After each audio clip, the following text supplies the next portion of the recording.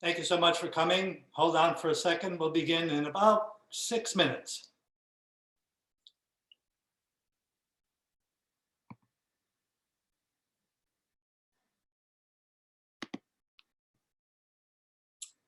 Thank you so much for coming. Hold on for a second. We'll begin in about 6 minutes.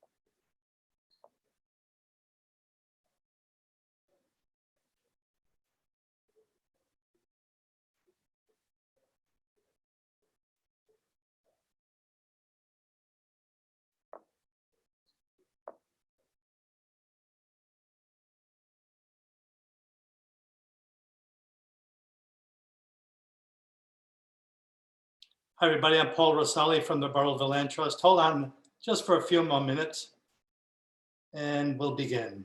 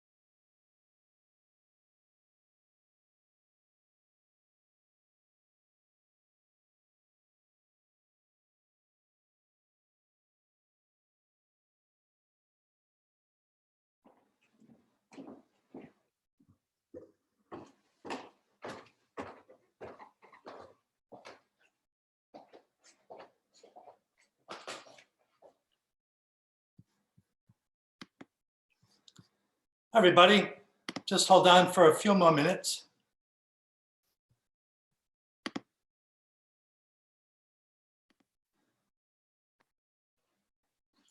We'll begin right at 7:30.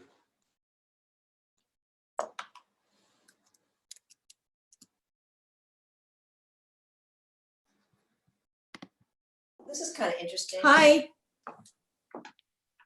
Hello. what's cooking? Nothing yet. I'm going to put your microphone on mute.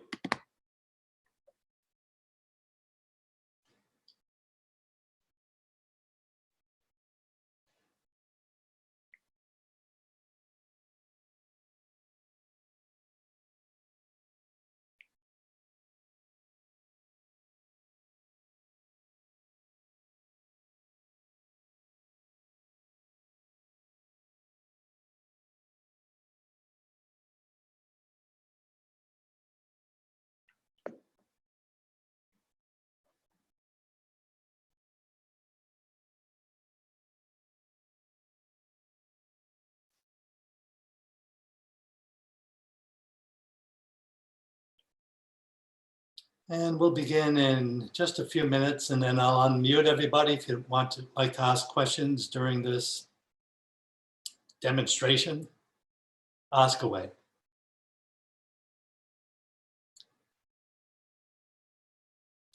trying to get YouTube to work.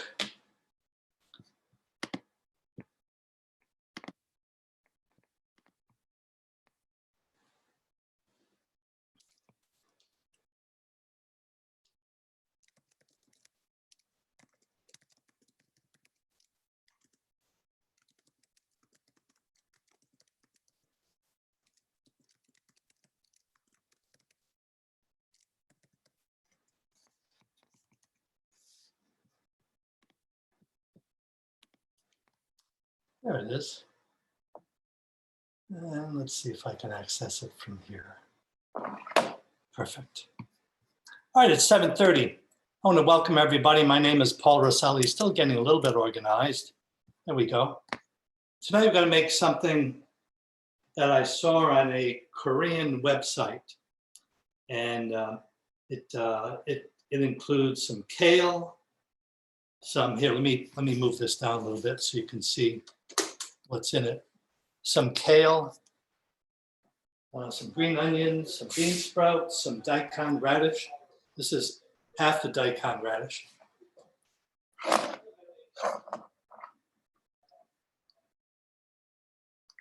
There we go.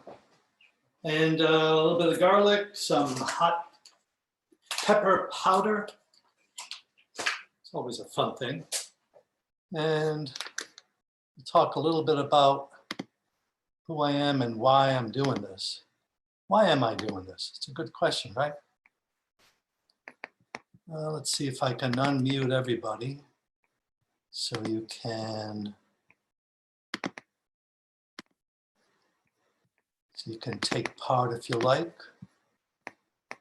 Not quite sure why it's doing what it's doing. Oh well, we'll figure it out. There we go. So everybody has the microphone on if you have any questions. So the Burrillville Land Trust over the last few months was attempting to do a bunch of programs, live events, live hikes, live cooking demonstrations, music, and a whole bunch of things. But along the way, this COVID-19 came along. And when it did, that was the last time we were able to go out and actually do something in the woods or the natural area or live. So we moved all those events to a virtual world and have been doing some presentations. We had a bird identification presentation a few days ago. Sunday, I hope you check out Sunday. Child clinical psychologist Joseph Berryhill will be presenting a talk about how to cope with all this and what happens next. What happens after we get out of this? And we'll eventually get out of this. So the Land Trust is a private nonprofit land trust in the town of Burrillville. We own about 218 acres of land. We've been around since 1999. And our mission is to preserve and protect the rural character of the town of Burrillville through education, acquisition, and advocacy. And for those of you who were out there fighting the Invenergy power plant over the last 5 years or so, you know that the Land Trust was one of the key players in helping to make sure that that power plant was never built. So that's who we are, a little bit about who we are. One of the things we like to do is to combine all of those other aspects of living, outside walks, music, conservation efforts, bird identification, and cooking, eating a healthy planet-friendly diet is one thing we're also involved with quite a bit. So tonight, I'm going to make a one-pot meal, and it'll take about 30 minutes to make, maybe 37. And I'll actually go through all the entire steps. I won't bore you with some of the chopping and stuff, but I'll go through this as much as possible. If you want to ask questions, you have the ability to unmute your microphone, ask a question while I'm doing my thing here. But the ingredients, and I'll go through this again. Oh, I forgot one key ingredient, and that's some short grain rice. I'm going to be using some basmati rice tonight, and I'll show you how to cook this So so it cooks very, very quickly. It's amazing how fast it cooks. All right, so let's begin. First thing I'm going to do, and I'm going to move things around so you'll be able to see it. And if you're not able to see certain things, just let me know. I'm going to wash the rice. This recipe calls for 2 cups, which when I first made this recipe, it sounded like a lot. It is 2 cups of rice. Take 2 cups of rice out. All right. But making 2 cups of rice, I did it the traditional way. Seemed to take forever. It took 20, 30 minutes to cook this rice. Now soaking it, washing it a couple of times, and I'll wash it a couple of times. I'll show you what happens when we wash it. So I'm going to pour some water in, and we're going to use our fingers to just move this rice around. Now I'm showing you this recipe, but there are a lot of other recipes like this online. And if you start looking for any type of Korean recipes that have a daekan radish in it, kale, some mushrooms, you'll see recipes that are very, very similar. You'll notice that a lot of the starch came out of it. You see how white that water is. And I'm going to drain it just a little bit, just to get rid of some of that water. And then I'm going to wash it again. Isn't this exciting? And again, if you have any questions during the time period, this is a 1-pot meal. So it's all going to go into 1 pot. It's all going to be cooked pretty much at the same time. And I'm going to drain this again, and you'll see how white it is. Let me hold it up to the camera a little bit so you can see just how white it is. What's coming out of the rice, and what's coming out of the rice is the rice starch. Nah, close enough. It's not going to go too far. And we're going to wash it one more time.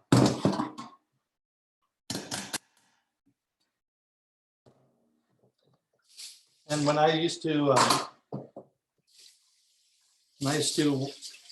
cook rice the way I was shown long ago, gosh, it took forever. I never did this. I never washed the rice, although sometimes it suggested it on the recipe. And I thought that was kind of silly. Now I know better. All right, so we've washed it 3 times. You see that water is still a little cloudy, still looks a little white. And we're going to drain this. Let's see, I think I'll use this pot. It's not that I'm keeping the water or anything, just makes it easier to drain the rice. Actually, I'm going to rinse this a little bit more to get most of that rice out. It's all going to go back into this pot. There we go. All right, so we've washed the rice 3 times. And you can see what came out of that rice, all that gluey starch that coats that rice and makes it last or cook. Takes a lot longer to cook. All right. So we're going to add a cup and a half of water to this pot. And it's just ordinary tap water. Doesn't have to be hot or warm. Cold is good, especially if you have a cup and a half. There we go. Cup and a half of water. Stir this around so all the rice on the side can get in that pot. Let me tilt this down a little bit so you can see what's going on. Now we're going to leave that and let it soak for 30 minutes. And I'm going to put the timer on. There we go. I'll put a timer on for 30 minutes. And during that time, we'll cut up our vegetables and start putting the vegetables into the pot. So we haven't turned anything on. The gas is still off for the, there we go, 30 minutes. There you go, see it? There we go, 30 minutes. All right, we got 30 minutes. So in this recipe is some kale. I bought some kale this morning, took off most of the stem, not all of it, but most of it. And I'm gonna rinse it a little bit. This is about 4 ounces of kale. And how do I know it's 4 ounces of kale? Because I weighed it on a scale. I'm gonna rinse this. Actually, I don't think that's the first layer. Let's see. Oh, it is the first layer. So this is not only a 1-pot meal, but it's a layered meal, which when I first made it, I thought that was fascinating too. So I'll tilt it down again, bring this over. It doesn't have to be on the pot to, it doesn't have to be on the stove to, whoops. Let me cut it up a little bit. Bite-sized chunks are good. And what I was trying to say is, when I first made this, it seemed to be unnatural to layer these things, but as the meal progressed, and as I was making this and cooking it and then stirring it up when you're supposed to stir it up, it all started to make sense, and it seemed like the easiest thing, the easiest recipe I've ever found to make something that's really tasty and has kale in it. I mean, how many recipes do you have to have has kale in it? All right, we've got our 4 ounces of kale. There's one that needs a little bit of help.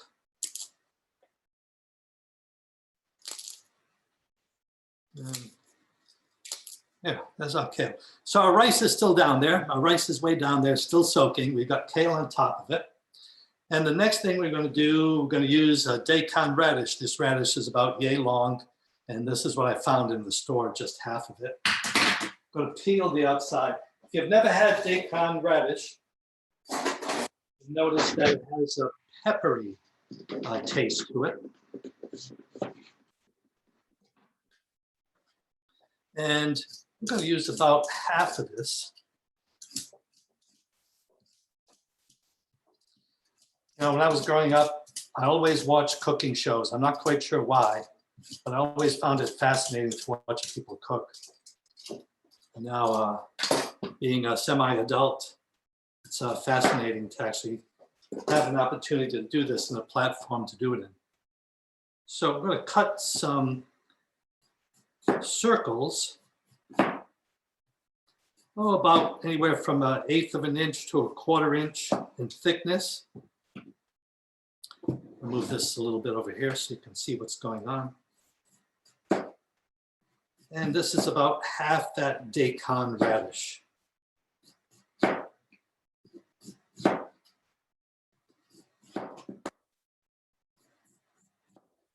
There we go. I did that without chopping my fingers off. What an amazing feat. I'm going to layer these together. Probably wondering, what in God's name are you doing now? How are you going to cut these? And I'm going to cut matchsticks. Can you see that? I think you can. And this is a really neat way to do this. Normally you get this long, big stack of them, but doing it this way, layering it out, seems to be a lot safer.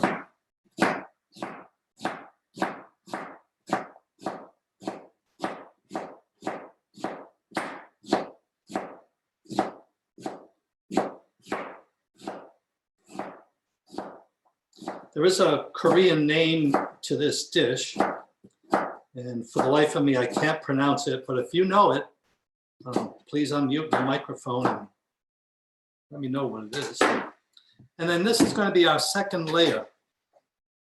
And I mean just that. We're layering these on top. We're not mixing anything yet. The rice is still down there, still in that 1.5 cups of water. soaking away. And we're just going to spread these over. And again, if you've never had one of these, they're both sweet and peppery at the same time. Delicious. Just like a radish. Just like a regular spring radish. So that's our third layer. So our first layer is the rice. Second layer is the kale. Third layer is these daikon radishes. Now our fourth layer is going to be bean sprouts. And these are mung beans. Whoops, I just dropped a few. And you can find these just about anywhere these days. Sometimes you have to ask where they are, but for the most part, they're next to where the other vegetables are. And this is about 4.5, close to 5 ounces of mung beans. That's our fifth layer. Fifth, 1, 2, 3, fourth layer. This is our fourth layer. And then last and certainly not least are mushrooms. And the recipe calls for these king mushrooms. And if you've never seen what a king mushroom looks like, I encourage you to look it up online, K-I-N-G mushroom. They're gorgeous mushrooms, but unless you go to a Chinese or Asian market, you won't find them in the local Stop and Shop, not even Whole Foods, the IGAs, Dave's, you just don't find them in there. But a great substitute are these shiitake mushrooms, very flavorful, and that's going to be our top layer. So I bought these already sliced because I didn't want to spend the time, at least not right this minute, slicing mushrooms in front of you. That's our layers. Those are our layers. So we've got rice, kale, daikon radish, mung beans, mushrooms. 5 layers. Really cool. You may have also noticed that there's no salt, no pepper, no spices. We're actually going to let this sit for the remaining minutes, and during that time, I hope to make in time a sauce that goes with this. And the sauce is used later once it comes out of the pot. And the sauce is as follows. Let me move this down a little bit so you can see what the sauce looks like as I make it. I'll put this on the stove. The timer hasn't gone off yet, so we're still waiting for the timer to go off. And then we'll turn the stove on.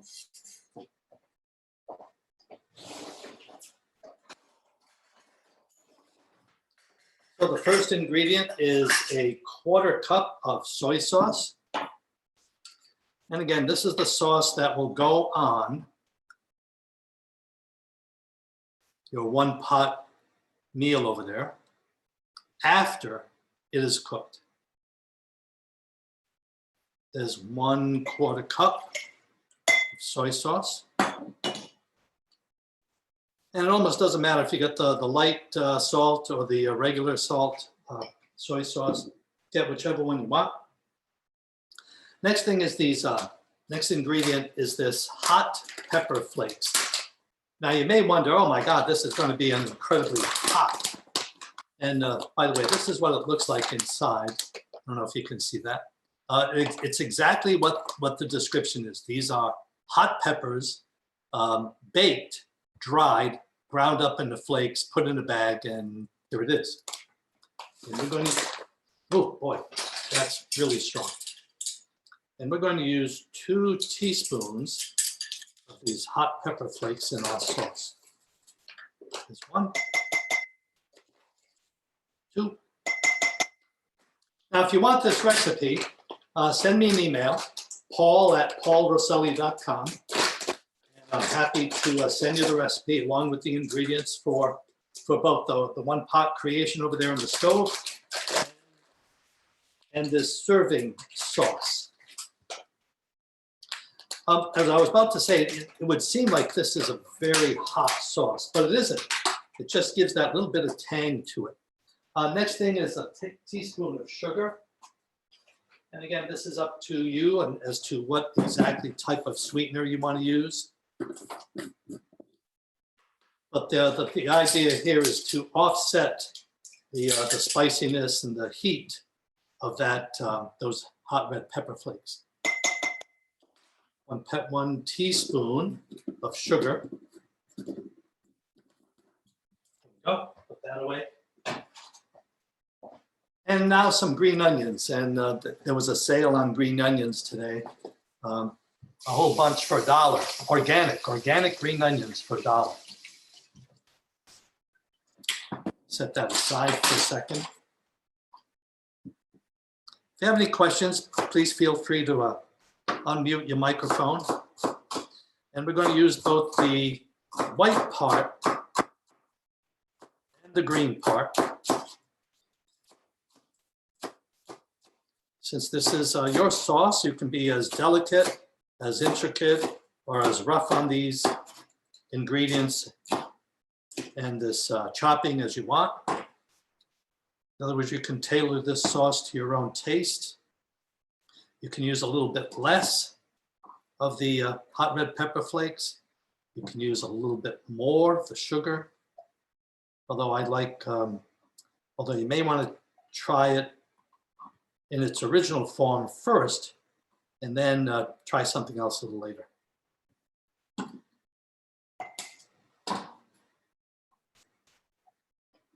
There we go. We got these. And we need 1 clove of garlic. I just happen to have a clove right here. This is a Spanish garlic. You can tell from the striations, the purple striations. The German garlic is a white paper, papery type of covering. The Spanish garlic is more of a purple covering, and it is a different variety. I'm sorry, different. Yeah, that's right, a different variety than the German garlic.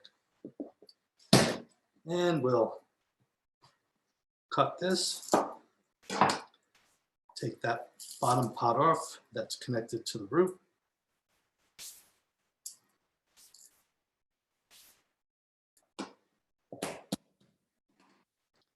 And then we'll mince it as much as we can.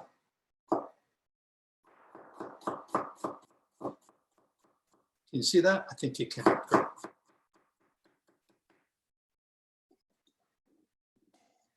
And we'll put that 1 piece of garlic into our sauce mixture as well. I'm using one of these pint-size mason jars, canning jars. Well, this is a ball jar, but same thing. Find it's so much easier, and in the end, you can put a lid on and put it in the refrigerator and keep it for a while. Although I discovered you won't want to. This sauce is so delicious. And then we need some sesame seeds, teaspoon of sesame seeds. And you can toast them if you want. Sesame seeds, usually in a jar like this, come untoasted. They're usually dried in the sun.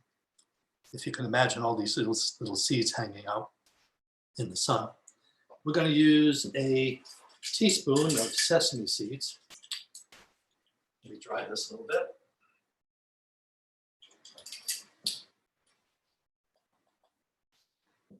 Now, when I first made this, I made this recipe a couple of times. When I first made it, there was not enough sauce, just not enough. So I had to double up on the sauce. Rhoda, you have a question? No, I found a name of a Korean dish. It's called bibimbap, and there's different varieties. Some of them have meat. That's right. This is not bibimbap. Okay. Yeah, this is not that. I think that's, Okay. is that a cold dish? I don't think this is it. No, bibimbap. If there's many varieties, and there's one with rice and vegetables similar to what you're doing. Yes. And but the more traditional version is made with raw beef. Raw beef. Yeah, we don't do So the that. last thing we're going to put in here is a tablespoon of sesame oil. There we go. That's going to go in our sauce. And I will tell you right now, this is never enough. You will you will be screaming for more.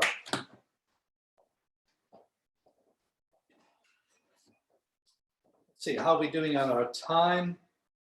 We've got 15 minutes left for this to soak.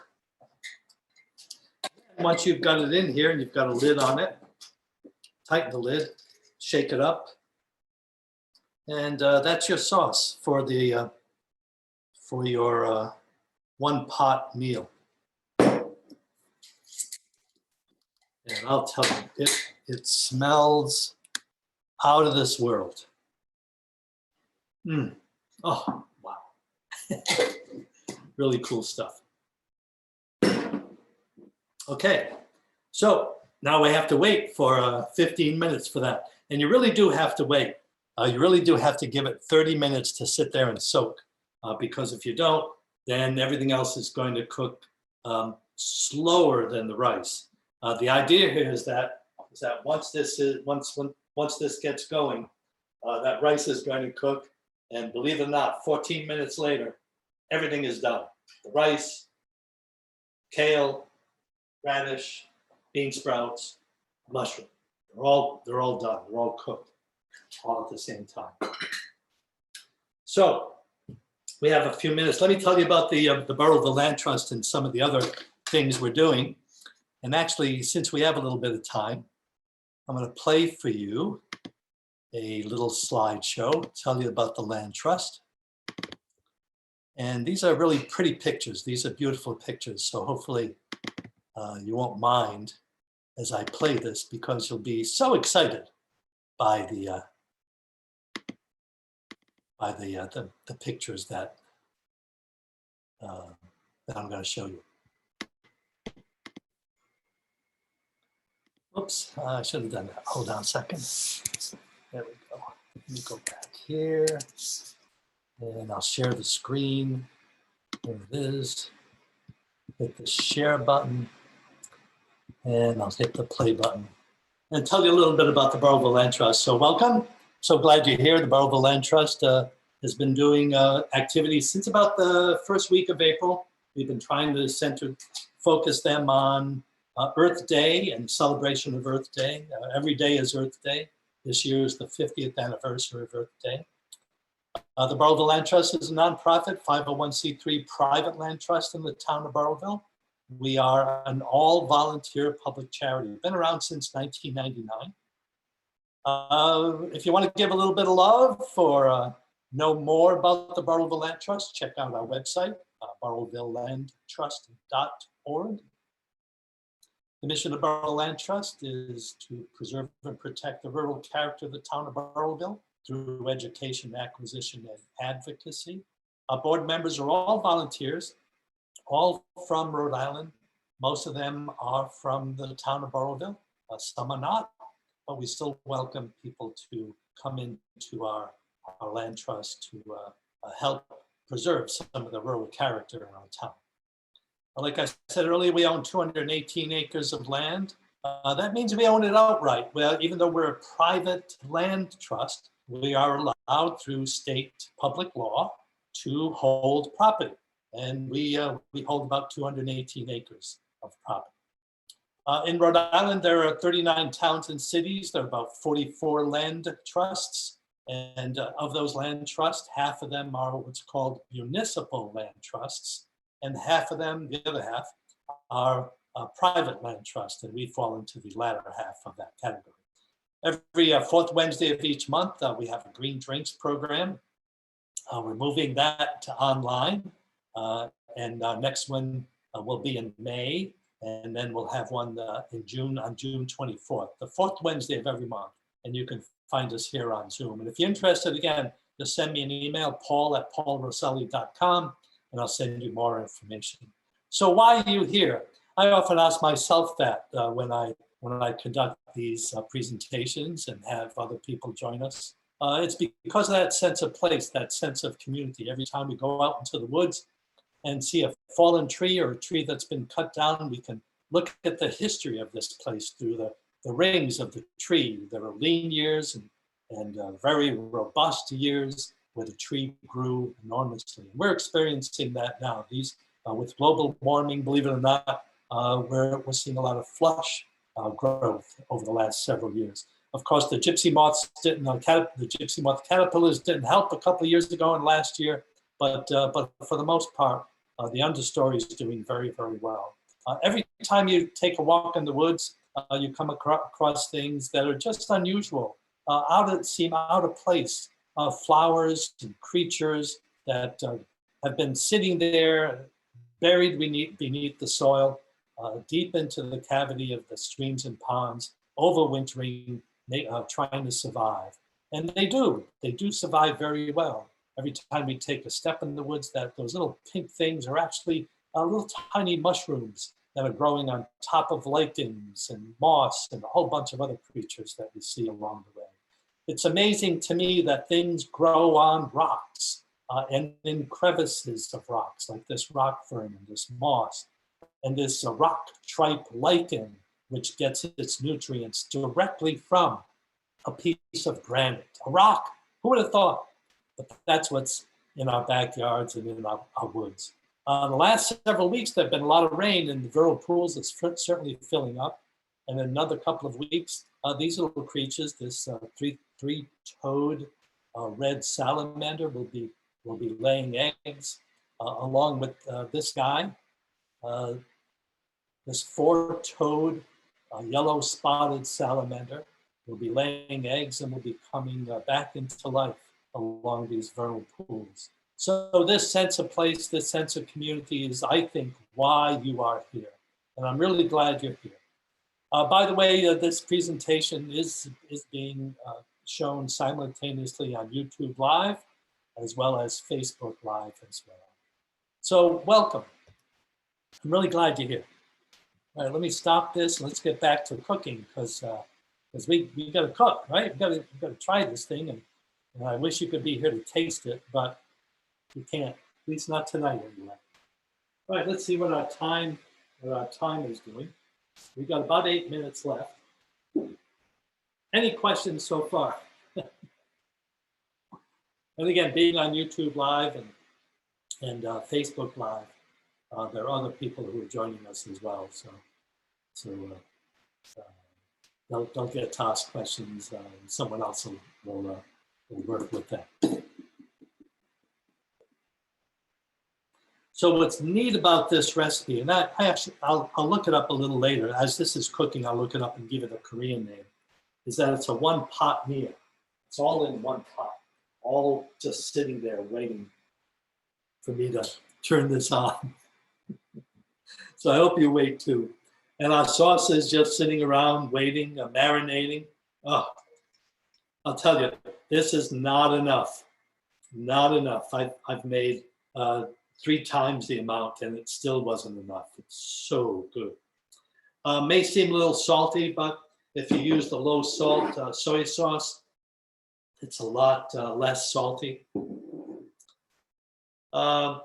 I don't know if you've been to the store lately, but there's a lot of issues with our food supply, which I'm not quite sure why that's happening.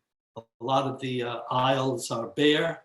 A lot of the places where food usually hangs out are empty. But if you search through some of the other markets, Stop and Shop seems to be have a lot less food in it than, for example, Dave's or the IGAs, the Independent Grocers Association folks. They seem to be able to get food a lot easier, a lot faster for some reason. Not quite sure why, but that's what it is. Okay, I have to dance for like 7 minutes, so any questions or any comments? How is this? Is this, we're still trying to figure out if this is a good way to do this. What do you think? Is this a fairly decent way to do this?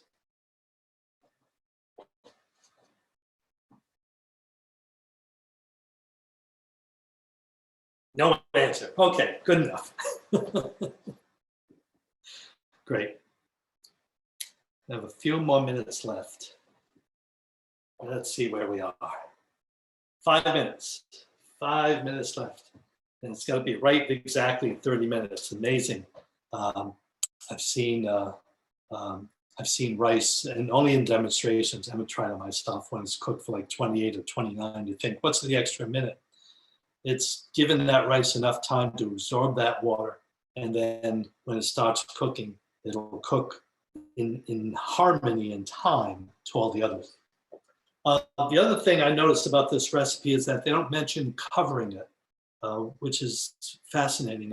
I would think that the steam on the bottom should come up on top, but for some reason they don't want, the recipe is suggesting perhaps not to cook the mushrooms so that they get steamed or become soggy. They still want them to be a little firm. So I think that's why it's uncovered. However, we're going to cover it. So after I said all that,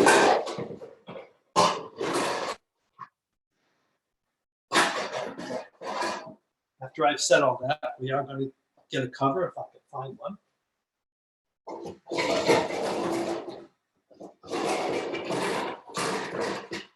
There you go. And then we'll cover it right at the very end. Also, as we cook it, we're going to add a little bit more water. That's a 1/4 cup of water. So I'm going to hold on to this. And I'll use the same measuring device that I used for the soy sauce. So we'll get a little bit of soy sauce out of it as well. This hot pepper powder, the only place to get it is in a Chinese restaurant or an Asian market restaurant, or Asian market or a Chinese market. The one in Cranston is really good, on Park Avenue, I think it is, almost right across the street from the town hall. Walk in, tell them you're making kimchi or you're doing some type of sauce with red pepper flakes, and they'll get a big bag of this stuff and give it to you. I forget the price of this thing, but it wasn't a lot, and it lasts a long time. But you know, how often do you make a hot red pepper flake sauce? You know, not too often, I hope. But it's absolutely delicious. Matter of fact, if you're making kimchi, that is the one ingredient you need. You need the cabbage, you need some hot pepper powder, and there's a few other ingredients that you absolutely need. And like I said, the place to get it is at an Asian market, Chinese market. There is one in Woonsocket, much smaller one. Actually, there are a couple in Woonsocket. Call ahead, because most of the time, sometimes they don't have this, but the Asian market, the Chinese market in Cranston on Park Avenue seems to have this all the time. All right. We're getting ready. No. So when this starts cooking, I'll bring the camera over a little bit so you can at least hear it too, because it is interesting to listen to as this thing starts cooking. Not too bad. It's probably an hour type of meal in terms of preparation, soaking, washing the rice, soaking the rice, preparing the vegetables, the sauce, and cooking time. Cooking time is about 14 minutes. It's 7 minutes in the pot and you don't stir it. And then 7 minutes in the pot and you stir it. And then it's done. 14 minutes, pretty amazing. But all total from the beginning to end is about 60 minutes, is about an hour. Let's see how we're doing. 1 minute and 22 seconds left. And as for rice, really it's up to you. You can use any short grain rice. I find that the short grain rices are a little better. They wash out a lot easier. They cook a lot faster. The longer grain rices seem to take a little bit longer. They don't have that flavor profile as some of the shorter ones. This is a basmati rice. Very delicious. Very high in everything. Nutrients and protein and all those wonderful things. So you have a complete protein meal as well. You've got some vegetables. You've got the mung beans, which have protein in it. You've got the rice. And you've got kale and other stuff too. So any kind of rice is good. If you got whatever you got on hand, use it. If you want something a little more, has a little more pizzazz to them, a little more punch, go after some of the basmati rice, the Tex-Mex rice. I'm trying to think of some of the other rices you can use. But whatever you use, don't be afraid to experiment. This is one of those dishes, one of those meals that you can, after an hour, you've got a big pot that you can serve for 4 to 6 people. Or what I'm going to do, I'll have it for dinner tonight and then lunch and dinner tomorrow. So there it is, 30 minutes. We'll stop it, turn this on. Turn on fairly high. And I'm going to set the timer again for 7 minutes. 7 minutes. And we'll turn it on for 7 minutes. And I'll put this over here. Here we go. There we go, 7 minutes. So that's on high for 7 minutes. And let me see if I can bring this over without dropping it anywhere. Let's see, I want to put it right here. I think that's what I was hoping to do. There we go. So you can see it's on the pot, it's on the stove rather, fairly high heat, and it's not covered, at least not yet. So we'll let that cook for 7 minutes. Don't stir it, don't touch it, don't look at it, because a watch pot never boils, something like that. Although I never knew that to be the case. I've watched many a pot, and eventually they boil. But you may think differently.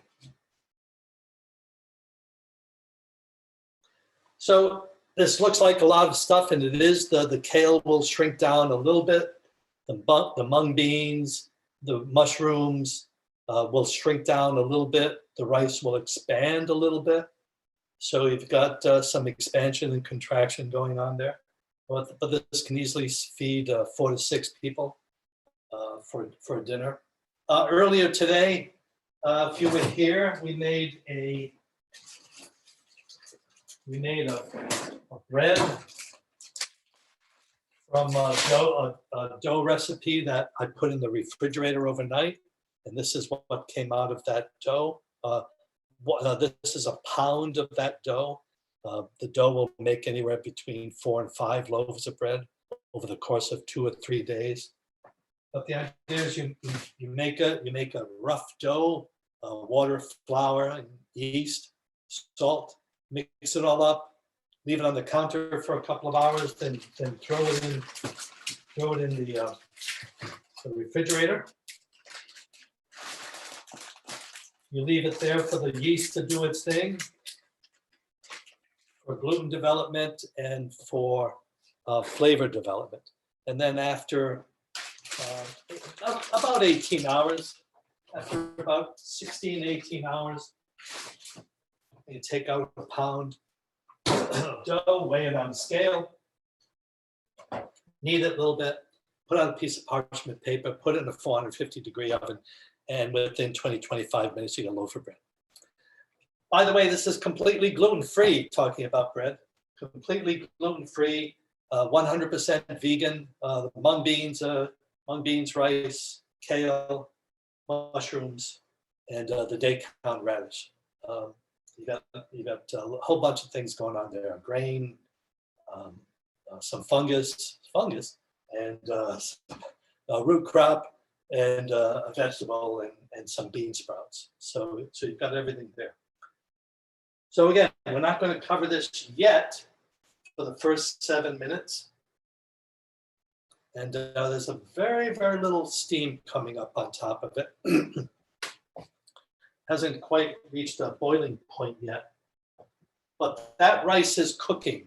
What's fascinating about this recipe is with that 30-minute soak, this rice is already halfway cooked because it's been washed and then soaked for 30 minutes. Excuse me.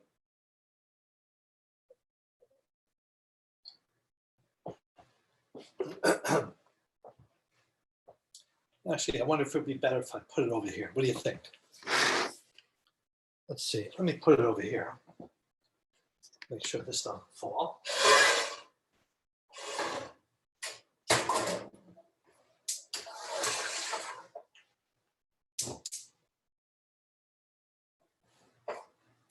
There we go. Maybe you can see a little better. Yeah, I think you can. Great. So again, 7 minutes. So 30 minutes. 30 minutes of soaking. 7 minutes of just on a high heat to get that water to boil and steam, to get that rice to cook a little bit faster and more. And then we're going to stir it up. And after the first 7 minutes, I have to look at my recipe for a second. After the first 7 minutes, we're going to stir the ingredients. Before we stir the ingredients, we're going to add a 1/4 cup of water, stir the ingredients, and then I'm going to put a cover on it. I found the last time that it seemed to dry out really quickly. One of the things you'll notice about this dish, about this recipe, is that the rice cooks very, very quickly and is susceptible to burning. So it's not that you have to watch it. Put a cover on it, keep the steam inside, and you'll be fine. And that 1/4 cup of water will really help keep that rice moist and steam the rest of the vegetables and the other ingredients that's in there. Let's see how we're doing. We have 1 minute and 21 seconds left. When that goes off, I'll set it for another 7 minutes. We'll stir it. I'll add a 1/4 cup of water, put a cover on it, and within the next 7 minutes, it'll be done, which is pretty amazing. I don't know if you can hear it or see it, but you can see the steam started to come up from the bottom. And the rice is cooking. The rice is cooking. We haven't changed anything yet. We haven't stirred it up yet. I'll use a wooden spoon to stir it all up with in about a minute. But if you got closer, you can hear that water boiling underneath. This is at a fairly high temperature.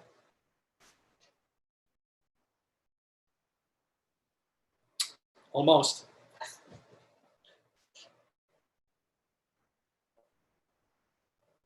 You can really start to see that steam come up mostly on the sides.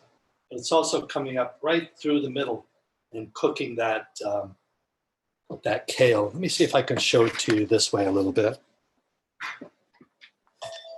There we go. All right, there's our timer. So the first 7 minutes is all done. I'm going to set that again for 7 minutes.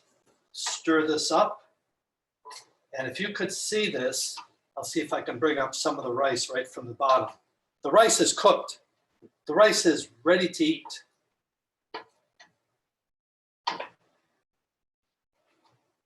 And it's an amazing color. I don't know, let me see if I can get you to, if I can get it. There we go. I don't want anything to fall. I'll try to stay over here and stir it up a little bit.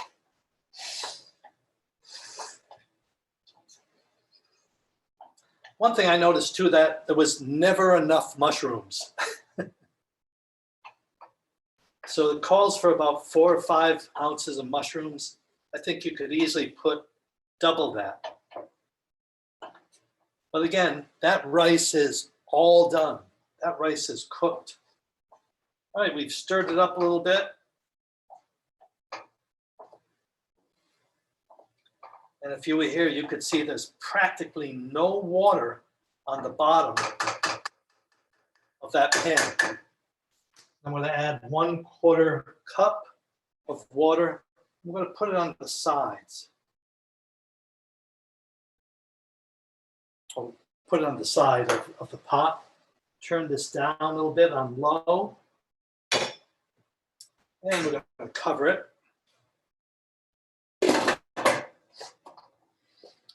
And we'll wait 7 more minutes. And let's see, what should I serve this in? I think I'll serve it And this bowl is pretty, it's a nice bowl. Get a spoon.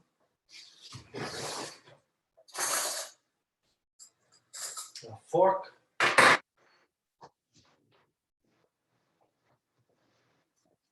We'll open this up again and stir it. They say to stir it every few minutes. And you can see that kale is cooking, has cooked absolutely gorgeous color. Just in case you thought it was too much rice, you're absolutely right. So it seemed to me to be a lot of rice, but that's the main ingredient. That's the star of the show. And the mushrooms have started to cook. The daikon radish seems to be cooking as well. And I feel it needs a little bit more water because it's really dry in the bottom, and I don't want the rice to burn. So I'm going to add another 1/4 cup of water. And I'll pour it along the sides. I'm pouring along the sides because if you look where the flame is on the sides as well. So the middle of the pot's fine, but the side is where the rice is burning. Let's see if I can move this over here. There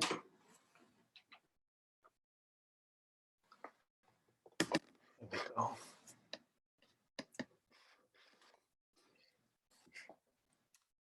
So the rice has cooked. Yummy, yummy, yummy. It's been another minute, so we'll stir this again. The king mushrooms are long, tubular types of mushrooms, a very small cap.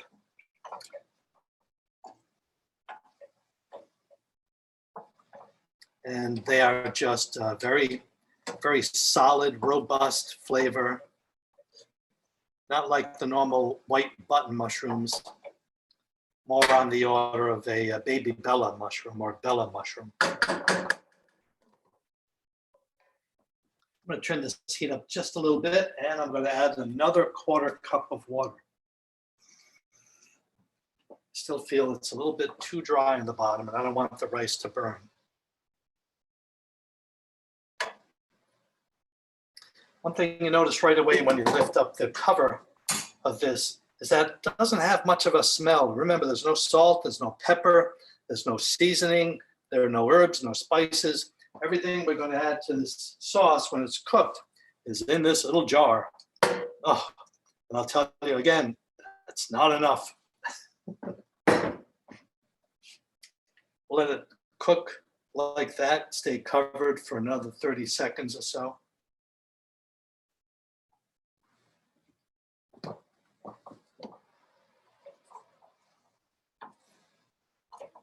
And if you were here, you could see that this rice is absolutely gorgeous.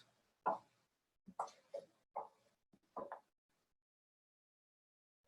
can still see the grains, doesn't look mushy at all. The image on the screen, I'm sure doesn't do this justice. But everything is cooked. The mushrooms are cooked. The daikon radish is still crunchy, but cooked enough. And I still feel, like I need to put a little bit more water. I'll add another 1/4 cup. So that's been about 3/4 of a cup of water.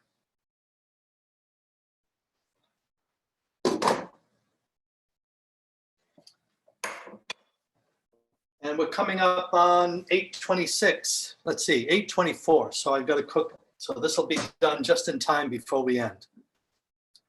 And again, I wish you were here to try it out. It's a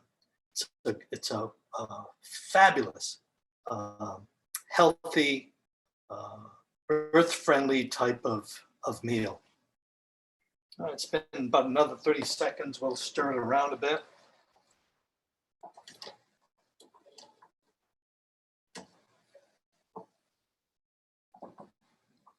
The rice is perfectly cooked. The bean sprouts have pretty much disappeared as bean sprouts do.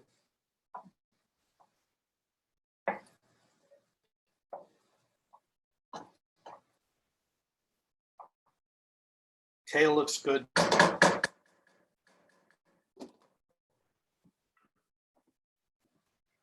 Let's see how we're doing on time here. And that's it. So that's 7 minutes, one without stirring it, and then 7 minutes of stirring it. Shut it off. Let me bring this over so I can show you what it looks like when it's in the dish. Oh, a lot of things going on over here. There we go. It's a little better. Take my cheat notes over there.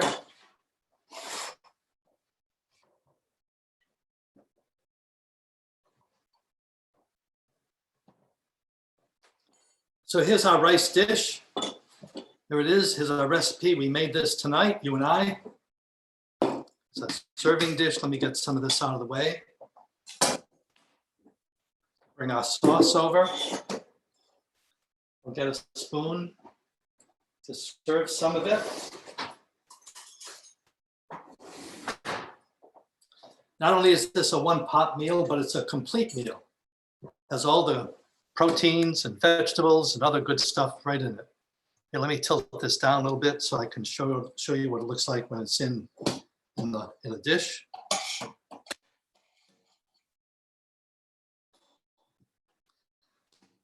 But doesn't that rice look unbelievably terrific? It's not clumped together.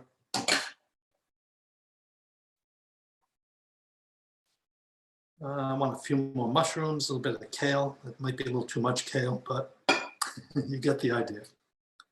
Then I want a few more of that daikon radish. Another big piece of kale. Who cut the kale, by the way? Beautiful stuff. Just right. Move this over. Get our sauce. Shake it up a bit. How much you put on is up to you. Or how much you put on is up to you.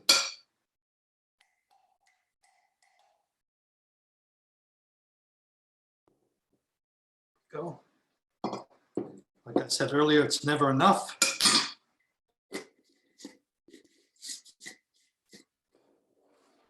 We'll put a few more sesame seeds on top all over the dish.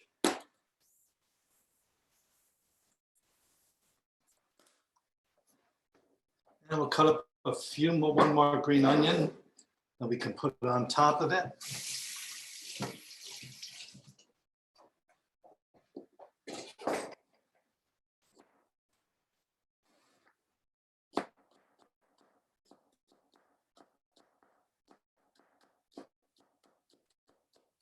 There we go.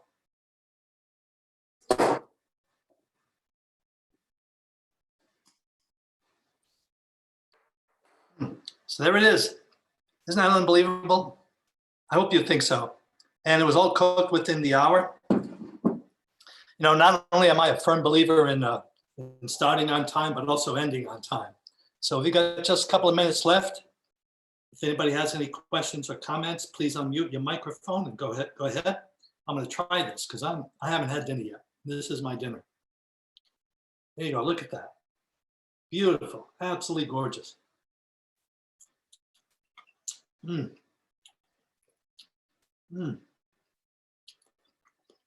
rice is perfect.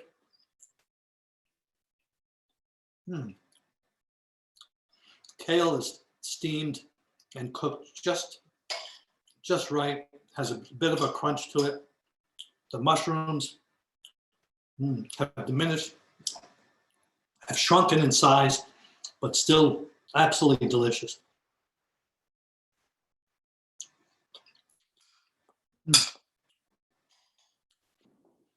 So I want to thank you all for coming I'm Paul Rosselli from the Burrowville Land Trust. Celebrate Earth Day every day.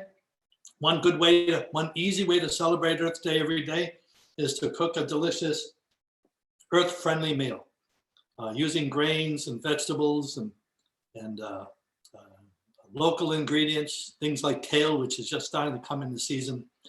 That's the way to do it. If you have any questions about the Burrowville Land Trust, go to burrowvillelandtrust.org. If not, thank you. Check out our upcoming events over the next several days, especially Sunday. Sunday is going to be a big deal with clinical child psychologist Joseph Berryhill. We'll see you then. All right, thanks. Good night, Thanks for everybody. the recipe. Thank you. You bet. I'll send the recipe out. Thank you. I want some. It's out of this world.